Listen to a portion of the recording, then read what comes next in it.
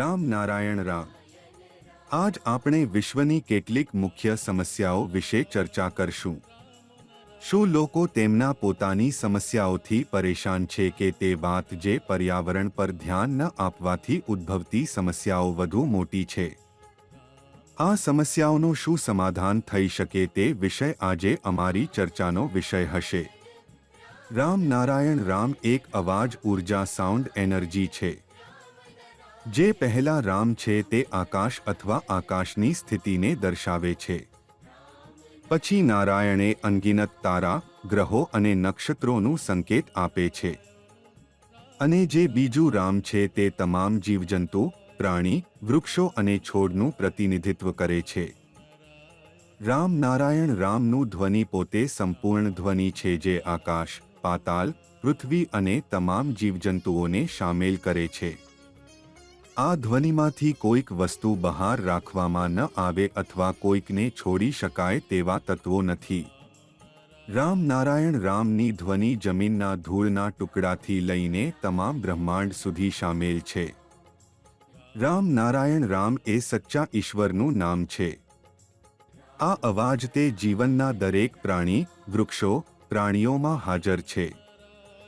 તે તમારા અંતરના વિવેક અને ચેતનાનું પ્રતિનિધિત્વ કરે છે। રામ નારાયણ રામ બધા માટે છે, દરેક જીવ માટે હાજર છે, દરેક પ્રજા માટે ક્ષમાપન કરતો અવાજ છે। જ્યારે આપણે તેને પુકારીએ ત્યારે તે અમારી માંગણી સાંભળે છે, સમજે છે અને કાર્ય પૂરા કરે। આથી રામ નારાયણ રામને સમજવું, આપણા હૃદયમાં વસાડવું અને તેમાં નમ્રતા અને શ્રદ્ધા રાખીને જીવન જીવવું જરૂરી છે। આપણું દરેક વિચાર અને દરેક કાર્ય તેમાંથી શરૂ થાય છે। આજની દુનિયામાં ઘણા વિવિધ ધર્મો માન્ય છે, પરંતુ તે બધા માનવ દ્વારા બનાવેલ છે। સાચો ધર્મ જીવનનો ધર્મ છે, જે કુદરતના નિયમો પર આધાર રાખે। આજની લાગતી 800 કરોડની આબાદીમાંથી ઘણા લોકો ટેકનિકલી મેનમેડ ધર્મોની આગેવાની હેઠળ ખોટા માર્ગ પર ચાલી રહ્યા છે। એ લોકોને ઓળખવું અને તે મામલામાં સામૂહિક પ્રયાસો કરવામાં આવે તે જરૂરી છે।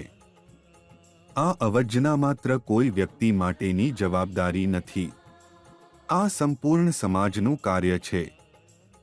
વિશ્વમાં લગભગ 400 ધર્મો માન્ય છે, પરંતુ તે બધા કેટલાક જાતિવાદી હેતુ માટે બનાવવામાં આવ્યા છે અને તે લોકોના શોષણ માટે વાપરવામાં આવે છે। આથી જીવનમાં એક વાત યાદ રાખવી જોઈએ કે મૃત્યુ એ એક અવિગમ્ય અને શાશ્વત સત્ય છે। તે ટાળવામાં શક્ય નથી।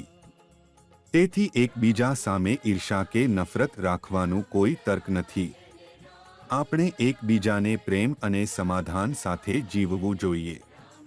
આ માટે આપણા મનનું અવલોકન અને રામ નારાયણ રામનું નિત્ય જાપ કરવું જરૂરી છે।